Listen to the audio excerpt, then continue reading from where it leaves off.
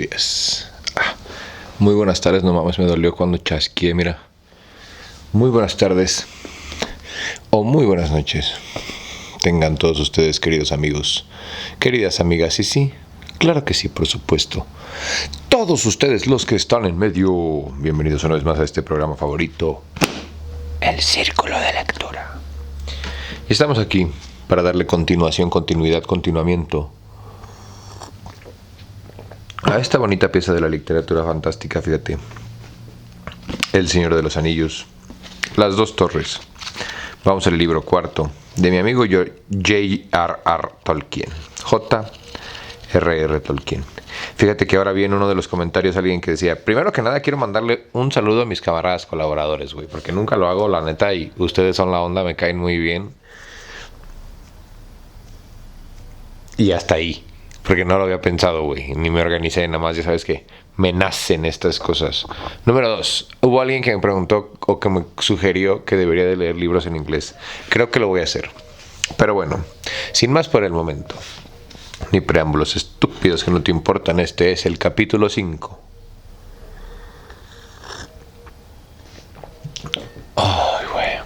Una ventana al oeste. Sam tenía la impresión de haber dormido solo unos pocos minutos, cuando descubrió, al despertar, que ya caía la tarde y que Faramir había regresado.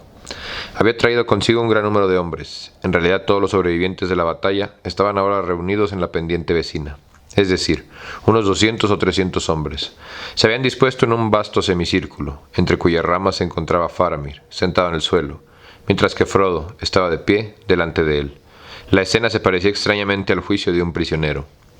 Sam se deslizó fuera del helechal, pero nadie le prestó atención, y se instaló en el extremo de las hileras de los hombres, desde donde podía ver y oír todo cuanto ocurría. Observaba y escuchaba con atención, pronto a correr en auxilio de su amo en caso necesario. Veía el rostro de Faramir, ahora desenmascarado. Era severo e imperioso, y detrás de aquella mirada escrutadora brillaba una viva inteligencia. Había duda en los ojos grises clavados en Frodo. Sam no tardó en comprender que las explicaciones de Frodo no eran satisfactorias para el capitán en varios puntos. ¿Qué papel desempeñaba el hobbit en la compañía que partiera de Rivendell? ¿Por qué se había separado de Boromir? ¿Y a dónde iba ahora? En particular, volvía a menudo al daño de Isildur. Veía a las claras que Frodo le ocultaba algo de suma importancia. Pero era la llegada del mediano cuando tenía que despertar el daño de Isildur. O así, al menos interpretan las palabras, insistía. Si tú eres ese mediano del poema, sin duda habrás llevado esa cosa, lo que sea, el concilio de que hablas. Y ahí lo vio Boromir. Ay, güey, perdón. Y ahí lo vio Boromir. ¿Lo niegas todavía? Frodo no respondió. Bien, dijo Faramir. Deseo entonces que me hables más de todo eso, pues lo que concierne a Boromir me concierne a mí. Fue la flecha de un orco la que lo mató, la que mató a Isildur, según las antiguas leyendas. Pero flechas de orcos hay muchas, y ver una flecha no le parecería una señal del destino a Boromir y de Gondor. ¿Tenías tú ese objeto en custodia? Está escondido, dices. ¿No será porque tú mismo has elegido esconderlo? No porque yo lo haya elegido, respondió Frodo. No me pertenece. No pertenece a ningún mortal grande o pequeño. Aunque si alguien puede reclamarlo, ese es Aragorn, hijo de Arathorn, a quien ya nombré, y quien guió nuestra compañía desde Moria hasta el Rauros. ¿Por qué él, y no Boromir, príncipe de la ciudad que fundaron los hijos de Elendil? Porque Aragorn desciende en la línea paterna directa del propio Isildur, hijo de Elendil, y la espada que lleva es la espada de Elendil. Un murmullo de asombro recorrió el círculo de hombres. Algunos gritaron en voz alta: la espada de Elendil viene a Minas Tirith. Pero el semblante de Faramir permaneció impasible. Puede ser, dijo, pero un reclamo tan grande necesita algún fundamento, y se le exigirían pruebas claras. Si este Aragorn viene alguna vez a Minas Tirith, no había llegado, ni él, ni ninguno de vuestra compañía, cuando partí de ahí, 6 días atrás. Boromir aceptaba la legitimidad de este reclamo, dijo Frodo. En verdad, si Boromir estuviese aquí, él podría responder a tus preguntas, y puesto que estaba ya en el Rauros muchos días atrás, y tenía la intención de ir directamente a Minas Tirith, si vuelves pronto, tendrás ahí todas las respuestas. A Minas Tirith. Si vuelves pronto tendrás ahí todas las respuestas. Mi papel en la compañía le era conocido, como a todos los demás, pues me fue encomendado por el Ronde Imladris, en presencia de todos los miembros del concilio. En cumplimiento de esta misión, he venido a estas tierras, pero no me es dado revelarla a nadie, ajeno a la compañía. No obstante, quienes pretenden combatir al enemigo, harían bien en no entorpecerla.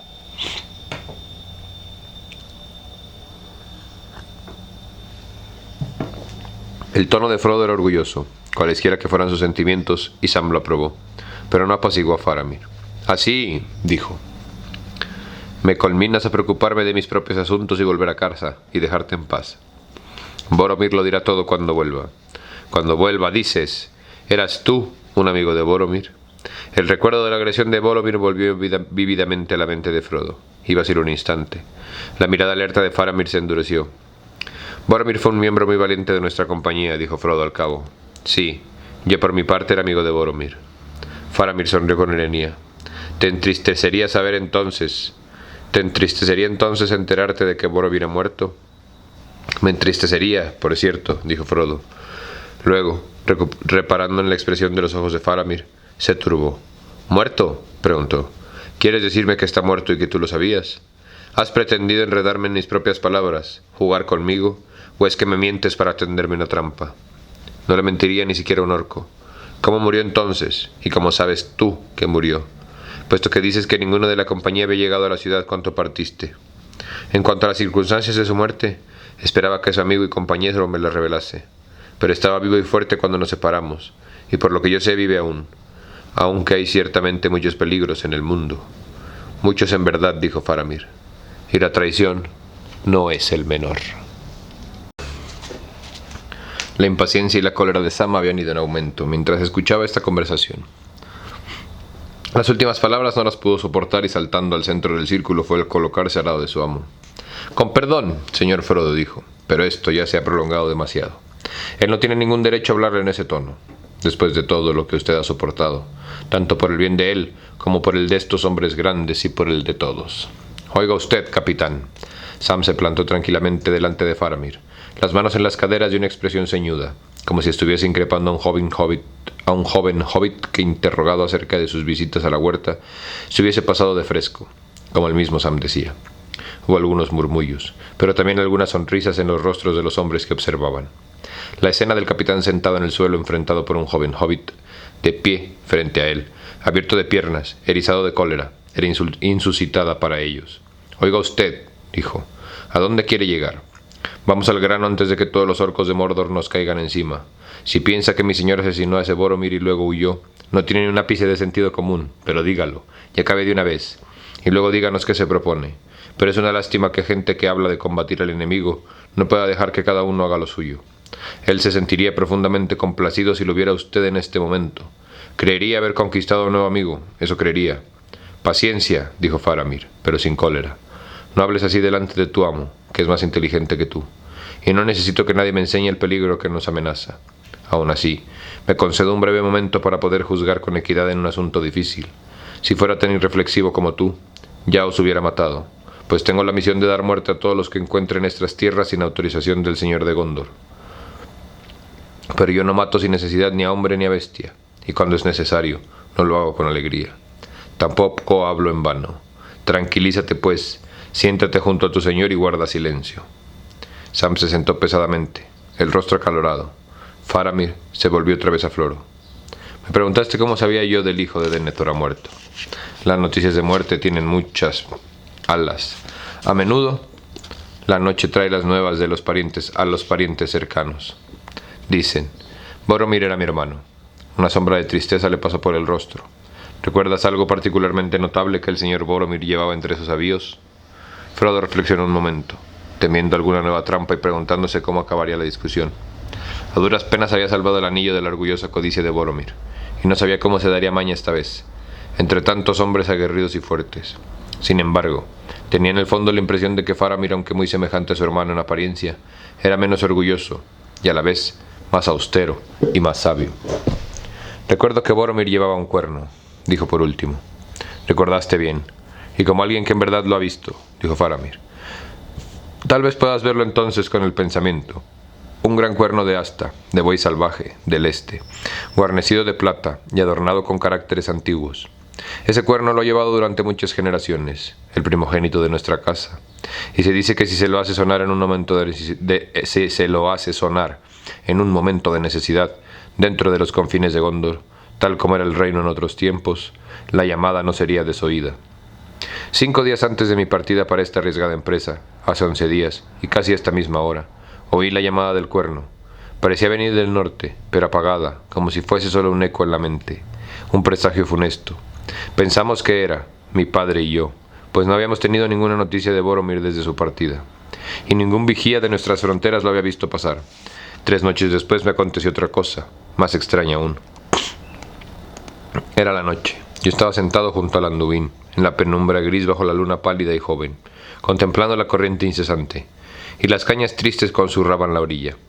Es así como siempre vigilamos las costas en las cercanías de Osgiliath, ahora en parte en manos del enemigo. Y donde se esconden antes de saquear nuestro territorio. Pero era medianoche. Y todo el mundo dormía. Entonces vi, o me pareció ver una barca que flotaba sobre el agua, gris y centelleante. Una barca pequeña y rara de proa alta, y no había nadie en ella, que la remase o la guiase. Un temor misterioso me sobrecogió. Una luz pálida envolvía la barca, pero me levanté, y fui hacia la orilla, y entré en el río, pues algo me traía hacia ella. Entonces la embarcación viró hacia mí, y flotó lentamente al alcance de mi mano. Yo no me atreví a tocarla, se hundía en el río como si llevase una carga pesada, y me pareció, cuando pasó bajo mis ojos, que estaba casi llena de un agua transparente, y que de ella emanaba aquella luz que sumergido en el agua dormía un guerrero. Tenía sobre la rodilla una espada rota, y vi en su cuerpo muchas heridas. Era Boromir, mi hermano, muerto. Reconocí los atavíos, la espada, el rostro tan amado. Una única cosa eché de menos, el cuerno, y vi una sola que no conocía, un hermoso cinturón de olas de goro, engarzadas le ceñía del talle. «Boromir», grité, «¿dónde está tu cuerno? ¿A dónde vas? Oh Boromir». Pero ya no estaba. La embarcación volvió al centro del río y se perdió centelleando en la noche. Fue como un sueño, pero no era un sueño, pues no hubo un despertar, y no dudo que ha muerto, y que ha pasado por el río rumbo al mar. «Ay», dijo Frodo, «era de verdad Boromir tal como yo lo conocí, pues el cinturón de oro se lo regaló en Lothlórien la dama Galadriel. Ella fue que nos vistió, como ves, de gris élfico. Este broche es obra de los mismos artífices». Tocó la hoja verde y plata que le cerraba el cuello del manto. Faramir la examinó de cerca. «Es muy hermoso», dijo. «Sí, es obra de los mismos artífices. Habéis pasado entonces por el país de Lórien. Laurenlindorelan era el nombre que le daban antaño. Pero hace mucho tiempo que ha dejado de ser conocido por los hombres», agregó con dulzura, mirando a Frodo con renovado asombro. «Mucho de lo que ti me parecería extraño, empiezo ahora a comprenderlo. No querrás decirme más, pues es amargo el pensamiento de que Boromir haya muerto a la vista del país natal». «No puedo decir más de lo que ya he dicho», respondió Frodo, «aunque tu relato me trae pensamientos sombríos. Una visión fue lo que tuviste, creo yo, y no otra cosa. La sombra de un infortunio pasado por venir, a menos que sea realidad una superchería del enemigo. Yo he visto dormidos bajo las aguas de las ciénegas a los muertos, los rostros de hermosos guerreros de antaño, o así parecía, por algún artificio siniestro». «No, no era eso», dijo Faramir, «pues tales sortilegios repugnan el corazón, pero en el mío solo había compasión y tristeza». «Pero, ¿cómo es posible que tal cosa haya ocurrido realmente?», preguntó Frodo. «¿Quién hubiera podido llevar una barca sobre las colinas pedregosas desde el Tol Brandir? Boromir pensaba regresar a su tierra a través del Enteaguas y los campos de Rohan. Y además, ¿qué embarcación podría navegar por la espuma de las grandes cascadas y no hundirse en las charcas burbujeantes y cargada de agua por añadidura?»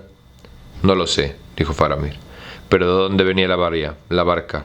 «De Lórien», dijo Frodo. «En 3 embarcaciones semejantes a aquella bajamos por el Anduin a los Altos. También las barcas eran obras de los elfos». «Habéis pasado por tierras ocultas», dijo Faramir, «pero no habéis entendido el poder que hay ahí, parece.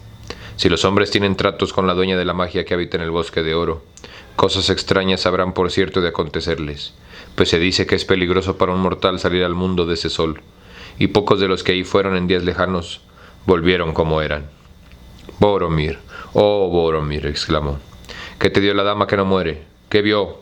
¿Qué despertó en tu corazón en aquel momento? ¿Por qué fuiste a Lauren-di-Loredan? ¿Por qué no regresaste de mañana montado en los caballos de Rohan? Luego, volviéndose a Frodo, habló una vez más en voz baja. A estas preguntas creo que tú podrías dar alguna respuesta, Frodo, hijo de Drogo, pero no aquí, ni ahora. Quizá, mas para que no salgas pensando que mi relato fue una visión, te diré esto. El cuerno de Boromir al menos ha vuelto realmente, y no en apariencia. El cuerno regresó, pero partido en dos, como bajo el golpe de un hacha o de una espada. Los pedazos llegaron a la orilla separadamente. Uno fue hallado en los cañaverales donde los vigías de Gondor montan guardia, hacia el norte, bajo las cascadas de Lentaguas. El otro lo encontró girando en la corriente un hombre que cumplía una misión en las aguas del río. Extrañas coincidencias, pero tarde o temprano el crimen siempre sale a la luz, se dice. Y el cuerno del primogénito yace ahora, partido en dos, sobre las rodillas de Denethor, que en el alto sitial aún espera noticias. Y tú nada puedes decirme de cómo quebraron este cuerno. No, yo nada sabía, dijo Frodo, pero el día que lo oíste sonar, si tu cuenta es exacta, fue el de nuestra partida, el mismo en el que mi sirviente y yo nos separamos de los otros. Y ahora tu relato me llena de temores, pues si Boromir estaba entonces en peligro y fue muerto, puedo temer que mis otros compañeros también hayan padecido, y no eran ellos, y ellos eran mis amigos y mis parientes. No querrás desechar las dudas que abrigas sobre mí y dejarme partir. Estoy fatigado, cargado de penas, y tengo miedo de no llevar a cabo la empresa o intentarla al menos, antes de que me maten a mí también. Y más necesaria es la prisa si nosotros, dos medianos, somos todo lo que queda de la comunidad. Vuelve a tu tierra, Faramir, valiente capitán de Gondor, y defiende tu ciudad mientras puedas, y déjame partir hacia donde me lleve mi destino. No hay consuelo posible para mí en esta conversación, dijo Faramir, pero a ti te despierta sin duda demasiados temores, a menos que hayan llegado a él los de Lórien. ¿Quién habría ataviado a Boromir para los funerales? No los orcos, ni los servidores del sin nombre. Algunos de los miembros de nuestra compañía han de vivir aún, presumo.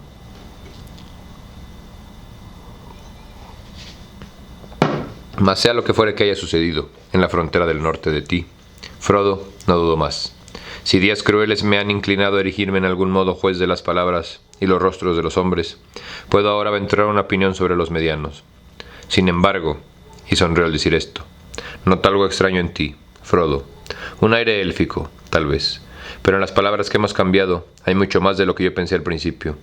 He de llevarte ahora a Minas Tirith para que respondas a Denethor, y en justicia pagaré con mi vida si la elección que ahora fuese nefasta para mi ciudad. No decidiré, pues precipitadamente lo que he de hacer. Sin embargo, saldremos de aquí sin más demora. Se levantó con presteza e impartió algunas órdenes. Al instante los hombres que estaban reunidos alrededor de él se dividieron en pequeños grupos y partieron con distintos rumbos, y no tardaron en desaparecer entre las sombras de las rocas y los árboles. Pronto, solo quedaron ahí Mablung y Dambroth. Ahora vosotros, Frodo y Sam Sagaz, vendréis conmigo y con mis guardias, dijo Faramir. No podréis continuar vuestro camino rumbo al sur, si tal era vuestra intención. Será peligroso durante algunos días, y lo vigilarán más estrechamente después de esta refriega. De todos modos, tampoco podríais llegar muy lejos hoy. Me parece, puesto que estáis fatigados. También nosotros. Ahora iremos a un lugar secreto, a menos de 10 millas de aquí. Los orcos y los espías del enemigo no lo han descubierto todavía. Y si así no fuera, igualmente podríamos resistir un largo tiempo, aún contra muchos. Ahí podremos estar y descansar un rato, y vosotros también. Mañana por la mañana decidiré qué es lo mejor que puedo hacer, tanto por mí como por vosotros.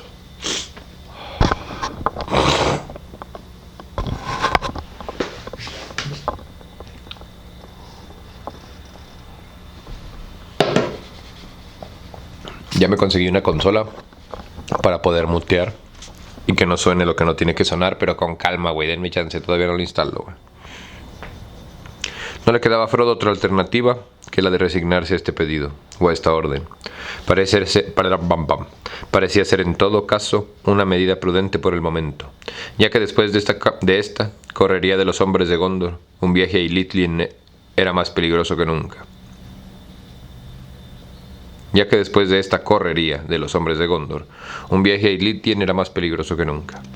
Se pusieron en marcha inmediatamente, Mablung y Dambroth, un poco más adelantado, y Faramir con Frodo y Sam detrás.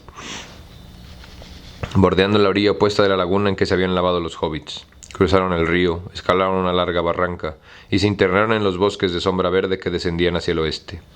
Mientras caminaban, tan rápidamente como podían ir los hobbits, hablaban entre ellos en voz baja. Sí, interrumpí nuestra conversación, dijo Faramir. No fue solo porque el tiempo apremiaba, como me recordó Maese Samsagas, sino también porque tocábamos asuntos que era mejor no discutir abiertamente delante de muchos hombres. Por esa razón preferí volver al tema de mi hermano, y dejar al otro momento el daño de Isildur. No has sido del todo franco conmigo, Frodo. No te dije ninguna mentira, y de la verdad te he dicho cuanto podía decirte, replicó Frodo. No te estoy acusando, dijo Faramir.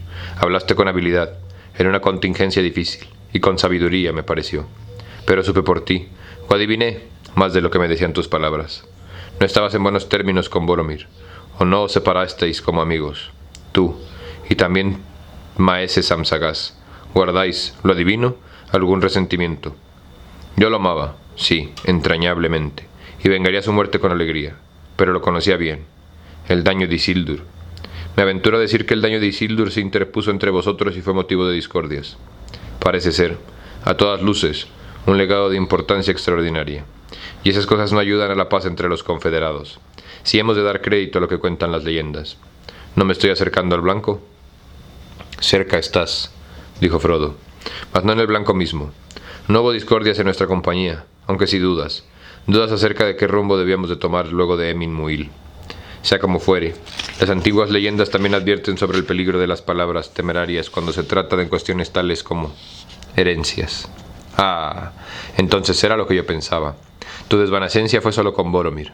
Él deseaba que el objeto fuera llevado a Minas Tirith. Ay, un destino injusto que sella los labios de quien lo viera por última vez. Me impide enterarme de lo que tanto quisiera saber, lo que guardaba en el corazón y el pensamiento en sus últimas horas. Que haya o no cometido un error, de algo estoy seguro. Murió con ventura, cumpliendo una noble misión. Tenía el rostro más hermoso aún que en vida. Pero Frodo, te acosé con dureza al principio y a propósito del daño de Isildur. Perdóname. No era prudente en aquel lugar y en tales circunstancias. No había tenido tiempo para reflexionar. Acabábamos de librar un violento combate y tenía la mente ocupada con demasiadas cosas. Pero en el momento mismo en el que hablaba contigo, me iba acercando al blanco y deliberadamente dispersaba mis flechas, pues has de saber que entre los gobernantes de la ciudad se conserva aún buena parte de la antigua sabiduría, que no se ha difundido más allá de las fronteras. Nosotros, los de mi casa, no pertenecemos a la dinastía de Elendil, aunque la sangre de Númenor corre por nuestras venas. Mi dinastía se remonta hasta Mardil, el buen senescal, que gobernó en lugar del rey, cuando éste partió para la guerra. Era el rey Earnur, último de la dinastía de Anarion, pues no tenían hijos y nunca regresó. Desde ese día, el senescal reinó en la ciudad, aunque ya hace de esto muchas generaciones de hombres.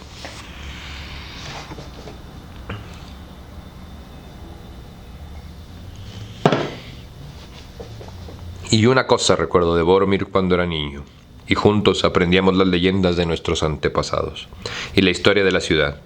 Siempre le disgustaba que su padre no fuera rey. ¿Cuántos centenares de años han de pasar para que un senescal se convierta en rey si el rey no regresa?, preguntaba. Pocos años, tal vez, en casas de menor realeza, le respondía mi padre. En Gondor no bastarían 10.000 años. ¡Ay, pobre Boromir! ¿Esto no te dice algo de él? Sí, dijo Frodo. Sin embargo, siempre trató a Aragorn con honor. No lo dudo, dijo Faramir. Si estaba convencido, como dices, de que las pretensiones de Aragorn eran legítimas, ha de haberlo reverenciado. Pero no ha llegado el momento decisivo. No había ido aún a Minas Tirith, ni se habían convertido aún en rivales en las guerras de la ciudad. Pero me estoy alejando del tema. Nosotros, los de la casa de Denethor, tenemos por tradición un conocimiento profundo de la antigua sabiduría, y en nuestros cofres conservamos además muchos tesoros. Libros y tabletas escritos en caracteres diversos sobre pergamino, sí, y sobre piedra, y sobre láminas de plata y de oro. Hay algunos que nadie puede leer. En cuanto a los demás, pocos son los que logran alguna vez entenderlos. Yo los sé descifrar, un poco, pues he sido iniciado. Son los archivos que nos trajo el peregrino gris. Yo lo vi por primera vez cuando era niño, y ha vuelto 2 o 3 veces entonces. ¿El peregrino gris?, exclamó Frodo. ¿Tenía un nombre? Mithrandir lo llamaban a la manera élfica, dijo Faramir, y él estaba satisfecho. Muchos son mis nombres en numerosos países, decía. Mithrandir entre los elfos, Tharkun para los enanos, Olorin era en mi juventud en el oeste, que nadie recuerda, Icanus en el sur, Gandalf en el norte, al este nunca voy. Gandalf, dijo Frodo. Me imaginé que era Gandalf el Gris, el más amado de nuestros consejeros, guía de nuestra compañía. Lo perdimos en Moria. Mithrandir perdido, dijo Faramir. Se diría que un destino funesto se ha encarnizado con nuestra comunidad. Es en verdad difícil de creer que alguien de tan alta sabiduría y tanto poder, pues muchos prodigios obró entre nosotros, pudiera perecer de pronto, que tanto saber fuera arrebatado al mundo. ¿Está seguro? ¿No habrá partido simplemente en uno de sus misteriosos viajes? Ay, sí, dijo Frodo. Yo lo vi caer en el abismo. Vio que detrás de todo esto se oculta una historia larga y terrible, dijo Faramir, que tal vez podrás contarme en la velada. En la velada. Ese Mithrandir era, ahora lo adivino, más que un maestro de sabiduría, un verdadero artífice de las cosas que se hacen en nuestro tiempo. De haber estado entre nosotros para discutir las duras palabras de nuestro sueño, él nos las hubiera esclarecido enseguida, sin necesidad de ningún mensajero, pero quizá no habría querido hacerlo, y el viaje de Boromir era inevitable. Mithrandir nunca nos hablaba de lo que iba a acontecer ni de sus propósitos. Obtuvo autorización de Denethor, ignoro por qué medios, para examinar los secretos de nuestro tesoro, y yo aprendí un poco de él. ¿Cuándo? Quería enseñarme. Cosa poco frecuente. Buscaba siempre querer saberlo todo de la gran batalla que se libró sobre él en Dagolad. Dagolad en los primeros tiempos de Gondor, cuando aquel a quien no nombramos fue derrotado, y pedía que le contáramos historias de Isildur, aunque poco podíamos decirle, pues acerca del fin de Isildur nada seguro se supo, jamás entre nosotros. Ahora la voz de Faramir se había convertido en un susurro. Paréntesis cultural y duda técnica, güey. ¿Dónde más historia que se escribió después, 100% comprobable, güey, has escuchado ese término de el que no tiene nombre, el que no nombramos, el que no se puede mencionar? Para que veas que nada en este pinche perro mundo es original, güey. Nada, carnal, nada. ¡Ah, me da coraje que vivamos en este pinche mundo pitero y de mentiras! Corazones.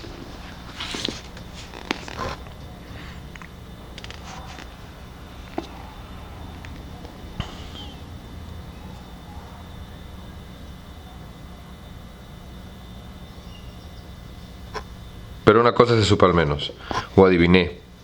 Ahora la voz de Faramir se había convertido en un susurro. Pero una cosa supe al menos, o adiviné, que siempre he guardado en secreto en mi corazón. Que Isildur tomó algo de la mano del sin nombre, antes de partir de Gondor cuando fue visto por última vez, entre hombres mortales. Aquí estaba, pensaba yo, la respuesta a las preguntas de Mithrandir. Pero parecía que en esos momentos, concernían solo a los estudiosos de la antigua sabiduría. Ni cuando discutíamos entre nosotros las enigmáticas palabras del sueño, pensé que el daño de Isildur pudiera ser la misma cosa, pues Isildur cayó en una emboscada y fue muerto por flechas de orcos, de acuerdo con la única leyenda que nosotros conocemos. Y Mithrandir nunca me dijo más. ¿Qué es en realidad esa cosa? No puedo aún adivinarlo, pero tiene que ser un objeto de gran poder y peligro, un arma temible tal vez, ideada por el Señor Oscuro. Si fuese un talismán que procura ventajas en la guerra, puedo creer por cierto que Boromir, el orgulloso, el intrépido, el a menudo temerario Boromir, siempre soñando con la victoria de Minas Tirith y con su propia gloria, haya deseado poseerlo y se sintiera atraído por él. ¿Por qué habría partido en esa búsqueda funesta? Yo habría sido elegido por mi padre y los ancianos, pero él se adelantó, por ser el mayor y el más osado, lo cual era verdad, y no escuchó razones. Pero no temas, yo no me apoderaría de esa cosa ni aun cuando la encontrase tirada en la orilla del camino, ni aunque Minas Tirith cayera en ruinas, y solo yo pudiera salvarla, así, utilizando el arma del Señor Oscuro para bien en la ciudad, y para mi gloria. No deseo semejantes triunfos, Frodo, hijo de Drogo.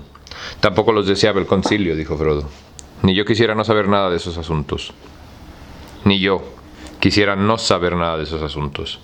Por mi parte, dijo Faramir, quisiera ver el árbol blanco de nuevo florecido en las cortes de los reyes, y el retorno de la corona de plata, y que Minas Tirith viviera en paz. Minas Anor otra vez como antaño, plena de luz, alta y radiante, hermosa como una reina entre otras reinas, no señora de una legión de esclavos, ni a un ama benévola de esclavos voluntarios. Guerra ha de haber mientras tengamos que defendernos de la maldad de un poder destructor, que nos devoraría a todos. Pero yo no amo la espada porque tiene filo, ni la flecha porque vuela, ni al guerrero porque ha ganado la gloria.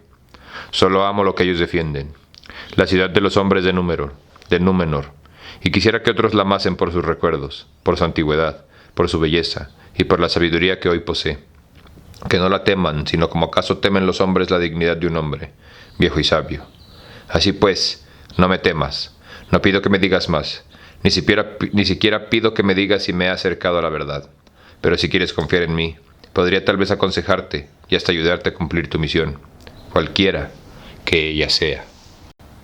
Frodo no respondió. A punto estuvo de ceder al deseo de ayuda y de consejo, y de confiarle a este hombre joven y grave, cuyas palabras parecían tan sabias y tan hermosas.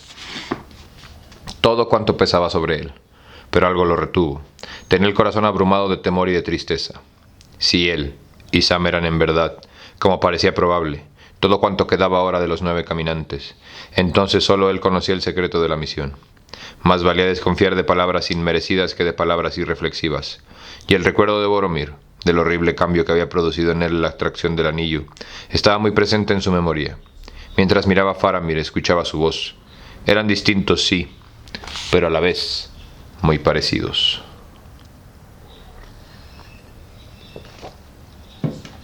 Durante un rato continuaron caminando en silencio, deslindándose como sombras grises y verdes bajo los árboles añosos, sin hacer ningún ruido. En lo alto cantaban muchos pájaros y el sol brillaba en la bóveda de hojas lustrosas y oscuras de los siempre verdes bosques de Ithilien. Sam no había intervenido en la conversación, pero lo había escuchado, y al mismo tiempo había prestado atención, con su agudoso oído de hobbit, a todos los rumores y ruidos ahogados del bosque. Una cosa había notado, que en toda la conversación el nombre de Gollum no se había mencionado una sola vez. Se alegraba, aunque le parecía que era demasiado esperar no volver a oírlo más. Pronto advirtió también que no iban solos. Había muchos hombres en las cercanías, no solamente Damrod y Mablung, que aparecían y desaparecían entre las sombras delante de ellos, sino otros a la izquierda y a la derecha, encaminándose furtivo y rápidamente a algún sitio señalado. Una vez, al volver bruscamente la cabeza como si una picazón en la piel le advirtiera que alguien lo observaba, creyó entrever una pequeña forma negra que se escabullía por detrás del tronco de un árbol. Abrió la boca para hablar y la cerró otra vez. No estoy seguro, se dijo. ¿Y para qué recordarle ese viejo villano, si ellos han preferido olvidarlo? Ojalá yo también lo olvidara. Así continuaron la marcha, hasta que la espesura del bosque empezó a relear, y el terreno a descender en barrancas más empinadas. Dieron vuelta una vez más a la derecha, y no tardaron en llegar a un pequeño río que corría por una garganta estrecha. Era el mismo arroyo que nacía mucho más arriba, en la cuenca redonda, y que ahora serpeaba en un rápido torrente, por un lecho profundamente hendido y muy pedregoso, bajo las ramas combadas de los acebos y el oscuro follaje del boj.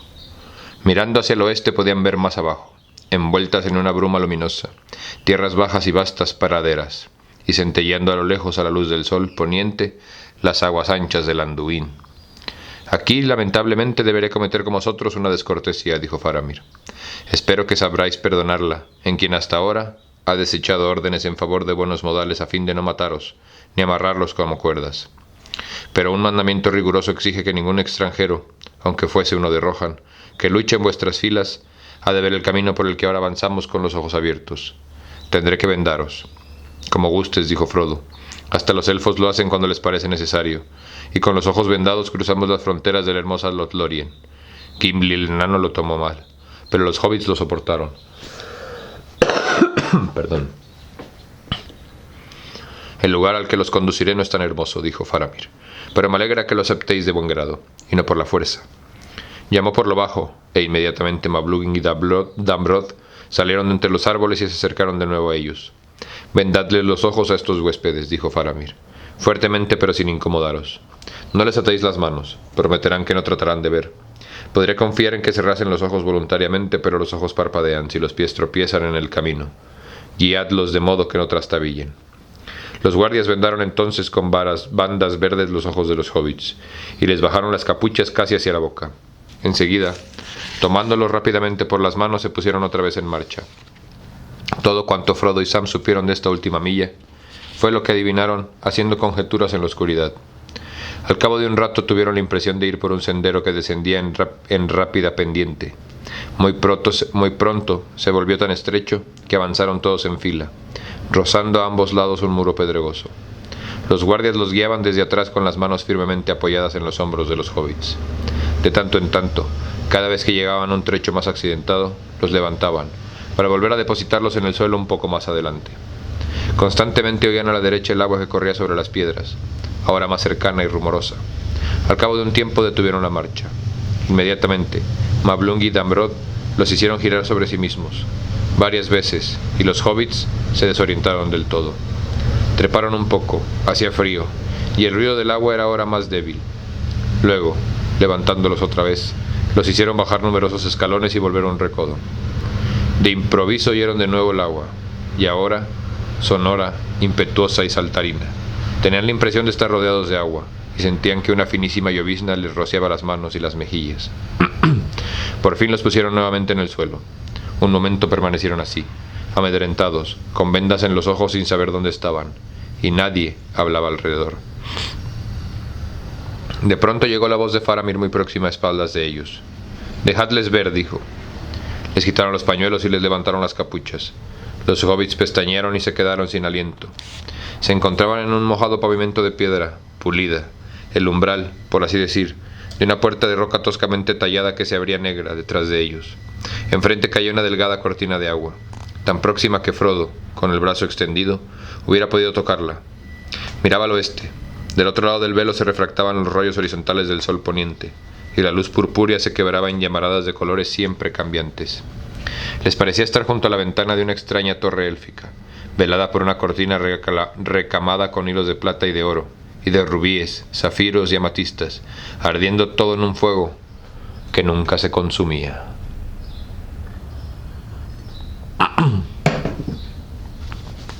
Al menos hemos tenido la suerte de llegar a la mejor hora para recompensar vuestra paciencia, dijo Faramir. Esta es la ventana del sol poniente, Gened Anun, la más hermosa de todas las cascadas de Ilithien, tierra de muchos manantiales. Pocos son los extranjeros que la han contemplado, mas no hay dentro de una cámara más real digna de tanta belleza.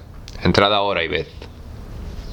Mientras Faramir hablaba, el sol desapareció en el horizonte, y el fuego se extinguió en el móvil dosel del agua. Dieron media vuelta, traspusieron el umbral bajo la arcada baja y amenazadora, y se encontraron de súbito en un recinto de piedra, vasto y tosco, bajo un techo abovedado. Algunas antorchas proyectaban una luz mortecina sobre las paredes relucientes. Ya había ahí un gran número de hombres. Otros seguían entrando en grupos de 2 y de 3 por la puerta lateral, oscura y estrecha. A medida que se habituaban a la penumbra, los hobbits notaron que la caverna era más grande de lo que habían imaginado, y que había ahí grandes reservas de armamento y vituallas. «Bien, he aquí nuestro refugio», dijo Faramir. «No es un lugar demasiado confortable, pero os permitirá pasar la noche en paz. Al menos está seco, y aunque no hay fuego, tenemos comida».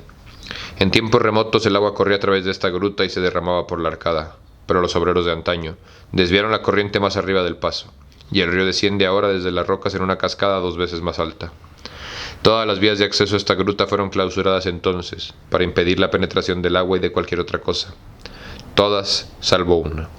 Ahora solo hay 2 salidas, aquel pasaje por el que entrasteis con los ojos vendados, y el de la cortina de la ventana, que da una cuenca profunda sembrada de cuchillos de piedra. Ahora, descansad unos minutos mientras preparamos la cena.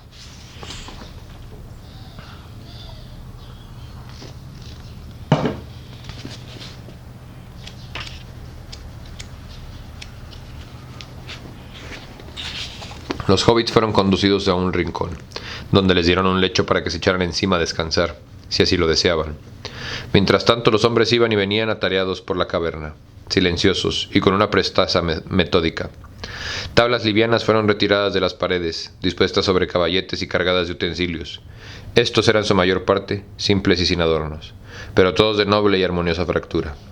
Escudillas redondas, tazones y fuentes de terracota, esmaltada o de madera de boj torneada, lisos y pulcros. Aquí y allá había una salsera o un cuenco de bronce pulido, y un copón de plata sin adornos junto al sitio del capitán. En la mesa del centro, Faramir iba y venía de entre los hombres, interrogándolos en voz baja a medida que llegaban.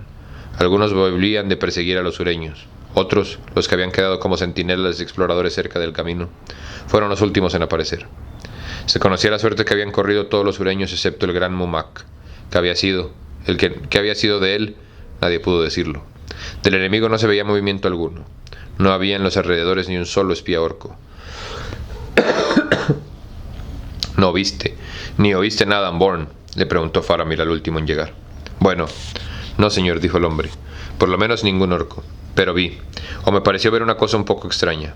Caía la noche a esa hora, las cosas parecen a veces más grandes de lo que son. Así que tal vez no fuera nada más que una ardilla. Al oír esto, Sam aguzó el oído. Pero entonces era una ardilla negra, y no le vi la cola.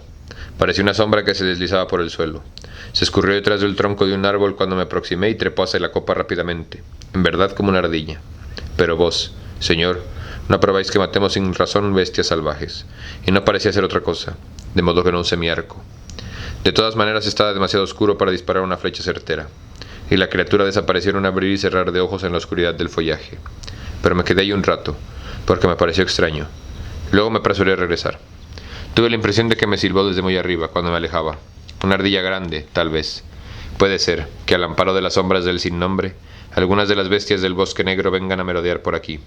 Ellos tienen allá ardillas negras, dicen. Pueden ser, dijo Faramir, pero este sería un mal presagio. No queremos que Ithilien, fugitivos del bosque negro. No queremos en Ithilien, fugitivos del bosque negro. Sam creyó ver que al decir esas palabras Faramir echaba una mirada rápida a los hobbits, pero no dijo nada. Durante un rato Frodo y él permanecieron acostados de espaldas observando la luz de las antorchas, y a los hombres que iban y venían hablando a media voz. Luego, repentinamente, Frodo se quedó dormido. Sam discutía consigo mismo, defendiendo ya un argumento, ya el argumento contrario. Es posible que tenga razón, se decía, pero también podría no tenerla. Las palabras hermosas esconden a veces un corazón infame. Bostezó. Podría dormir una semana entera. Y bien que me sentaría. ¿Y qué puedo hacer? Aunque me mantenga despierto yo solo en medio de tantos hombres grandes. Nada, Sam Gamgee, que tienes que mantenerte despierto a pesar de todo. Y de una u otra forma lo consiguió. La luz desapareció de la puerta de la caverna y el velo gris del agua de la cascada ensombreció, y se perdía en la oscuridad creciente. Y el sonido del agua siempre continuaba, sin cambiar jamás de nota. Mañana, tarde o noche. Murmuraba y susurraba, e invitaba al sueño. Sam se hundió los nudillos en los ojos. Ahí estaban encendiendo más antorchas. Habían espitado un casco de vino. Abrían los barriles de provisiones y algunos hombres iban a buscar agua a la cascada. Otros se lavaban las manos en jofainas. Trajeron para Faramir un gran aguamanil de cobre y un lienzo blanco, y también él se lavó. Despertad a nuestros huéspedes, dijo, y llevadles agua. Es hora de comer. Frodo se incorporó y se desperezó, bostezando. Sam, que no estaba habituado a que lo sirvieran, miró con cierta sorpresa al hombre alto que se inclinaba acercándole un aguamanil. Dejar en el suelo, maestro, por favor, dijo. Sería más fácil para ti y también para mí. Luego, ante el asombro divertido de los hombres, hundió la cabeza en el agua fría y se restregó el cuello y las orejas. ¿Es costumbre en vuestra tierra lavarse la cabeza antes de la cena?, preguntó el hombre que servía a los hobbits. No, antes del desayuno, replicó Sam. Pero si estás falto de sueño, el agua fría en el cuello te hace el mismo efecto que la lluvia en la lechuga marchita. ¡Listo! Ahora me podré mantener despierto el tiempo suficiente como para poder comer un bocado. Condujeron a los hobbits a los asientos junto a Faramir, barriles recubiertos de pieles y más altos que los bancos de los hombres para que estuvieran cómodos. Antes de sentarse a comer, Faramir y todos sus hombres se volvieron de cara al oeste. Así permanecieron un momento, en profundo silencio. Faramir les indicó a Frodo y a Sam que hicieran lo mismo. Siempre lo hacemos, explicó Faramir, cuando por fin se sentaron. Volvemos la mirada hacia Númenor, la Númenor que se fue, y más allá de Númenor hacia el hogar de los elfos, que todavía es, y más lejos, todavía hacia lo que es y siempre será. ¿No hay entre vosotros una costumbre semejante a la hora de las comidas? No, respondió Frodo, sintiéndose extrañamente rústico y sin educación. Pero si hemos sido invitados, saludamos a nuestro anfitrión con una reverencia, y luego de haber comido nos levantamos y le damos las gracias. También nosotros lo hacemos, dijo Faramir.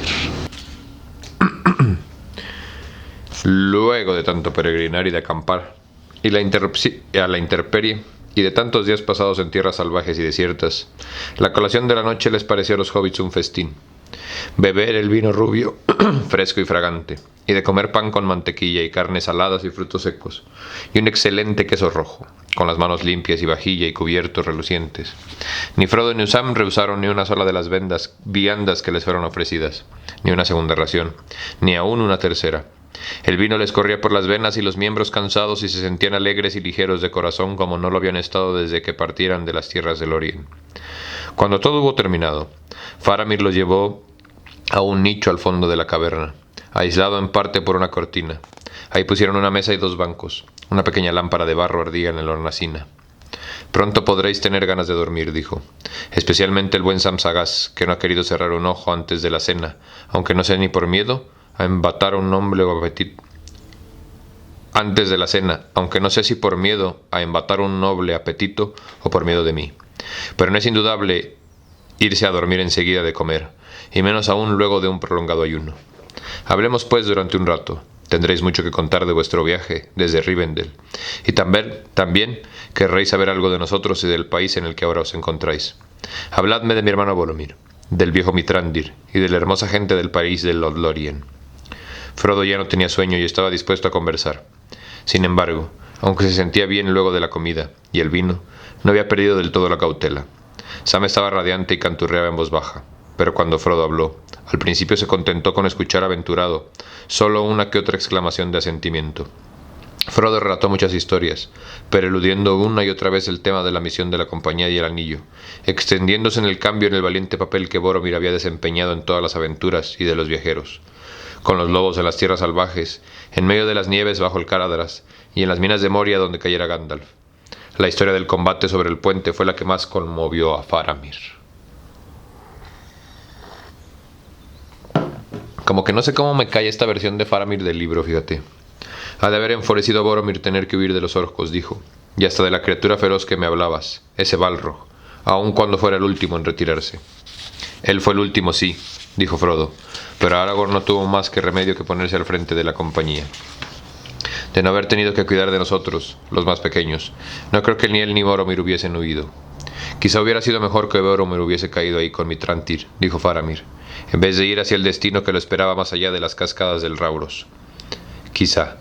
Pero háblame ahora de vuestras vicisitudes, dijo Frodo, eludiendo una vez más el tema, que me gustaría conocer mejor la historia de Minas Tirith, y de Osgiliath, y de Minas Tirith la perdurable. ¿Qué esperanzas albergáis para esta ciudad en esta larga guerra? ¿Qué esperanzas?, dijo Faramir.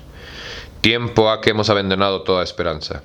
La espada de Elendil, si es que vuelve en verdad, podrá revivarlas, pero no conseguirá otra cosa. Creo que aplazar el día fatídico, a menos que recibiéramos también nosotros ayuda inesperada de los elfos, o de los hombres, pues el enemigo crece y nosotros decrecemos. Somos un pueblo en decadencia, un otoño sin primavera. Los hombres de Númenor se habían afincado en lo ancho y a lo largo de las costas y regiones marítimas de las grandes tierras, pero la mayor parte de ellos cayeron en maldades y locura. Muchos se dejaron seducir por las sombras y las artes negras. Algunos abandonaron por completo a la pereza o a la molicie, y otros a la guerra entre hermanos, hasta que se debilitaron y fueron conquistados por los hombres salvajes. No se dice que las malas artes fueran siempre practicadas en Gondor, ni que honraran al sin nombre. La sabiduría y la belleza de antaño, traídas del oeste, perduraron largo tiempo en el reino de los hijos de Elendil, el Hermoso, y todavía subsisten. Pero aún así, fue Gondor la que provocó su propia decadencia, hundiéndose poco a poco en la extravagancia, convencida de que el enemigo dormía, cuando en realidad estaba replegado, no destruido. La muerte siempre estaba presente porque los numeronianos, como lo hicieran en su antiguo reino, que así habían perdido, ambicionaban aún una vida eternamente inmutable. Los reyes construían tumbas más espléndidas que las casas en que habitaban, y en sus árboles genealógicos los nombres del pasado les eran más caros que los de sus propios hijos. Señores sin descendencia holgazaneaban en antiguos castillos, sin otro pensamiento que la heráldica. En cámaras secretas los ancianos decrépitos preparaban elixires poderosos, o en torres altas y frías interrogaban a las estrellas, y el último rey de la dinastía de Anarion no tenía heredero. Pero los enescales fueron más sabios y más afortunados. Más sabios porque reclutaron las fuerzas de nuestro pueblo entre la gente robusta de la costa marítima y entre los intrépidos montañeses de Eret Nimrais, y pactaron una tregua con los orgullosos pueblos del norte, que a menudo nos habían atacado.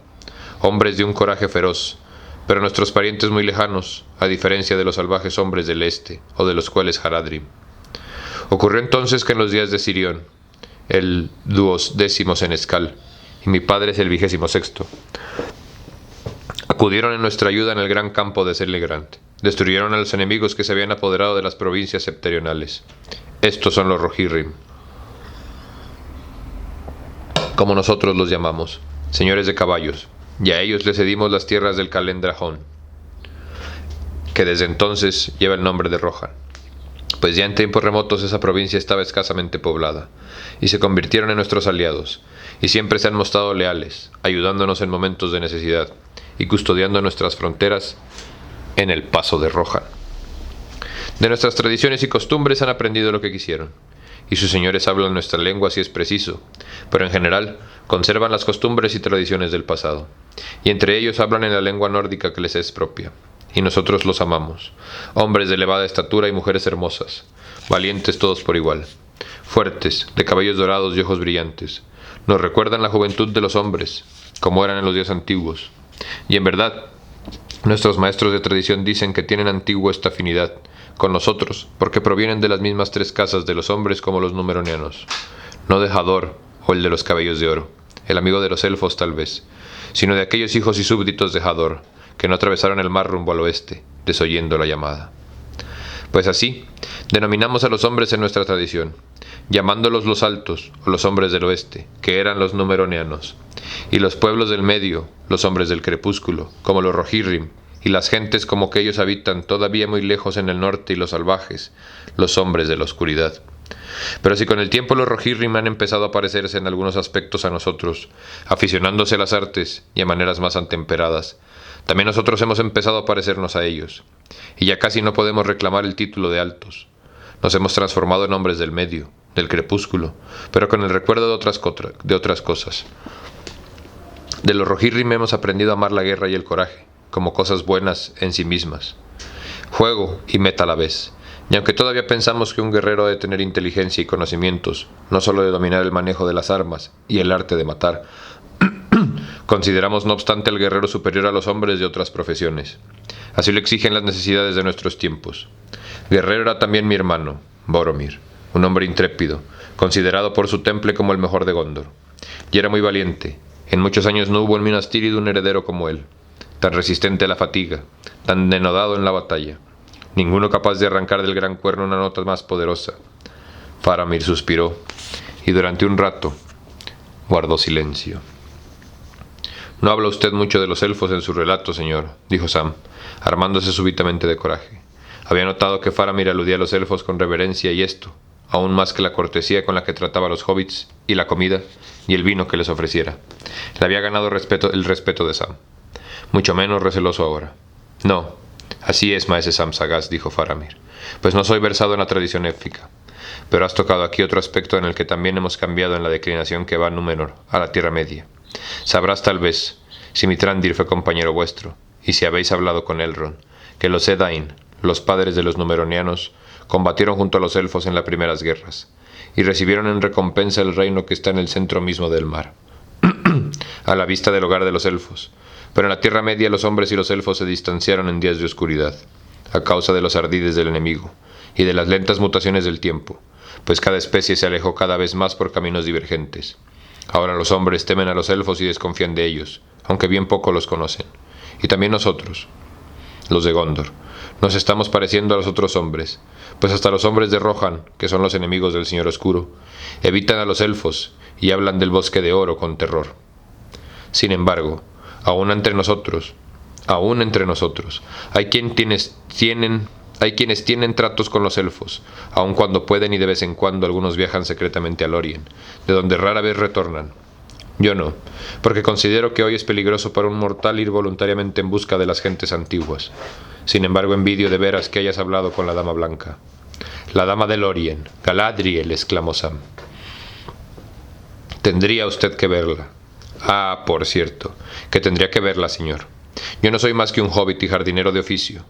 En mi tierra, señor, si me comprende usted, y no soy muy ducho de poesía. No en componerla, alguna copla cómica tal vez, de tanto en tanto, ¿sabe? Pero no verdadera poesía. Pero eso no puedo explicarle lo que quiero decir. Habría que cantarlo. Haría falta Trancos, es decir, Aragón, para ello, o el viejo señor Bilbo. Pero me gustaría componer una canción sobre ella. Es hermosa, señor. Qué hermosa es. A veces como un gran árbol en flor. A veces como un narciso, tan delgada y menuda. Dura como el diamante, suave como el claro de luna. Ardiente como el sol. Fría como la escarcha bajo la estrella. Bajo las estrellas. Orgullosa y distante como una montaña nevada. Y tan alegre como una muchacha que en primavera se trenza margaritas en los cabellos. Pero he dicho un montón de tonterías, y ni me he acercado a la idea. Ha de ser muy bella en efecto, dijo Faramir. Peligrosamente bella. Preséntamela que ando soltero. No sé si peligrosa, dijo Sam. Se me ocurre que la gente lleva consigo su propio peligro al Lorien, y ahí lo vuelve a encontrar porque lo ha tenido adentro. Pero tal vez podría llamársela peligrosa, pues es muy fuerte. Usted podría hacerse añicos contra ella, como un barco contra una roca, o ahogarse, como un hobbit en un río. Pero ni en la roca ni en el río habría culpa alguna. Y ahora Boro, se interrumpió de golpe enrojeciéndose las orejas. Sí, y ahora Boromir, dijiste, preguntó Faramir. ¿Qué estabas por decir? Él llevaba consigo el peligro. Sí, señor, con el perdón de usted. Y un hermoso hombre era su hermano, si me permite decirlo así. Pero usted estuvo cerca de la verdad desde el principio. Yo observé y escuché a Boromir durante todo el camino desde Rivendell, para cuidar de mi amo, como usted comprenderá, y sin desearle ningún mal a Boromir. Y es mi opinión que fue en Lorien donde vio claramente por primera vez lo que yo había adivinado antes, lo que él quería desde el momento en el que lo vio. Quiso tener el anillo del enemigo. ¡Sam!, exclamó Frodo, consternado. Había estado ensimismado en sus propios pensamientos y salió de ellos bruscamente, pero demasiado tarde. «Caracoles», dijo Sam palideciendo y enrojeciendo otra vez hasta la escarlata. Ya hice otra barrabasada. Cada vez que abres el pito Cada vez que abres el pico, metes la pata, solía decirme el tío, y tenía razón. Qué torpeza la mía. Oiga, señor. Dio media vuelta y miró de cara a Faramir con todo el coraje que pudo juntar. No vaya ahora a aprovecharse de mi amo porque el sirviente sea solo un tonto. Usted nos ha arrullado con buenas palabras todo el tiempo, hablando de elfos y todo, y bajé la guardia. Por lo que aquí es bueno, hace bien, como decimos nosotros. He aquí una oportunidad de dar pruebas de nobleza. Así parece, dijo Faramir lentamente y con una voz muy dulce y una extraña sonrisa. Así que esta era la respuesta de todos los enigmas, el anillo único que se hacía desaparecido del mundo, y Boromir intentó apoderarse de él por la fuerza. Y vosotros escapasteis, y habéis corrido tanto camino para llegar a mí, y aquí os tengo en estas soledades, 2 medianos y una hueste de hombres a mi servicio, y el anillo de los anillos, un golpe de suerte, una buena oportunidad para Faramir, capitán de Gondor, de mostrar su nobleza. ¡Ah! Se incorporó muy erguido, muy alto y grave, los ojos grises centelleando. Frodo y Sam saltaron de sus taburetes y se pusieron lado a lado de espaldas al muro, buscando a tientas la empeñadura de las espadas. Hubo un silencio. Todos los hombres reunidos en la caverna callaron y miraron con asombro. Pero Faramir volvió a su asiento y se echó a reír quedamente y luego de pronto pareció grave otra vez. ¡Ay, desdichado Boromir! Fue una prueba demasiado dura, dijo. Cuánto habéis acrecentado mi tristeza vosotros dos, extraños peregrinos de un país lejano, portadores del peligro de los hombres, pero juzgáis peor a los hombres que yo a los medianos. Nosotros, los hombres de Gondor, decimos siempre la verdad. Nos jactamos rara vez, pero entonces actuamos o morimos intentándolo. No lo recogería ni si lo hubiese tirado a la orilla del camino, dije, aunque fuese hombre capaz de codiciar ese objeto, aunque cuando lo dije no sabía qué era. De todos modos, consideraría esas palabras como un juramento, y a ellas me atengo. Mas no soy ese hombre, o quizá bastante prudente para saber que el hombre ha de evitar ciertos peligros. Descansad en paz. Y tú, Sam Sagaz, tranquilízate. Si crees haber flaqueado, piensa que estaba escrito, que así había de ser. Tu corazón es tan perspicaz como fiel, y él vio más claro que tus ojos. Por extraño que pueda parecer, no hay peligro alguno en lo que me has dicho. Hasta podría ayudarle al amo a quien tanto quieres. Puede ser favorable para él si está aquí a mi alcance. Tranquilízate entonces, pero nunca más vuelvas a nombrar esa cosa en voz alta. Basta una vez. Los hobbits volvieron a sus taburetes y se sentaron en silencio. Los hombres retornaron a la bebida y a la charla, suponiendo que el capitán había estado divirtiéndose a expensas de los pequeños huéspedes, pero que la chanza ya había terminado. Bien, Frodo, Ahora por fin nos hemos entendido, dijo Faramir. Si asumiste la responsabilidad de ser el portador de ese objeto no por elección, sino a instancias de otros, te compadezco y te honro. Y me dejas maravillado. Lo llevas escondido y no lo utilizas. Sois para mí gente de un mundo nuevo. Son semejantes a vosotros todos los de esa raza. Vuestra tierra parece un remanso de paz y tranquilidad. Y honráis sin duda a los jardineros. No todo ahí es felicidad, dijo Frodo. Pero es cierto que honramos a los jardineros. Pero también ahí la gente tiene que aburrirse, aun en los huertos, como todas las cosas bajo el sol de este mundo. Y vosotros estáis lejos de vuestro hogar y habéis viajado mucho. Basta por esta noche. Dormid los dos en paz si podéis. Nada temáis. Yo no deseo verlo ni tocarlo, ni saber de él más de lo que sé, y ya es más que suficiente. No sea que el peligro me tiente, y si me enfrentara a esa prueba no sé si tendría la entereza, Frodo, hijo de Drogo. Id ahora, descansad. Mas decidme antes si es posible, a dónde deseáis ir, y qué queréis hacer, pues yo he de velar y esperar y reflexionar. El tiempo pasa. En la mañana partiremos unos y otros por los caminos que en el destino nos ha marcado. Pasado el primer sobresalto, Frodo no había dejado de temblar. Ahora un inmenso cansancio descendió sobre él como una nube. Incapaz de seguir disimulando, no se resistió más. Buscaba un camino para entrar en Mordor, dijo con una voz débil. Iba a Gorgoroth. Tengo que encontrar la montaña de fuego y arrojar el objeto en el abismo del destino. Así dijo Gandalf. No creo que llegue jamás ahí. Faramir lo contempló un instante, con asombrada seriedad. Luego, de improviso, viéndolo vacilar, sostuvo a Frodo. Lo levantó con dulzura y lo llevó hasta el lecho y ahí lo acostó y lo abrigó. Al instante Frodo cayó en un sueño profundo. Otra cama fue instalada al lado para el sirviente de Frodo. Sam titubeó un momento. Luego se inclinó en una profunda reverencia. Buenas noches, capitán. Mi señor, dijo, habéis aceptado el desafío, señor. Sí, dijo Faramir. Sí, señor. Ya habéis mostrado vuestra nobleza. La más alta. Faramir sonrió. Eres un sirviente atrevido, maestre Sam Sagaz. Mas no importa. El alabar lo que es digno de alabanza no necesita recompensa. Sin embargo, no había nada loable en todo esto. No tuve ni la tentación ni el deseo de hacer otra cosa. Ah, bueno, señor, dijo Sam. Habéis dicho que mi amo tenía un cierto aire élfico. Y eso era bueno, y cierto además. Pero yo puedo ahora deciros que vos también tenéis un aire, señor. Un aire que me hace pensar en Gandalf, en los magos. Es posible, dijo Faramir. Quizá distingas desde lejos el aire de Númenor. Buenas noches.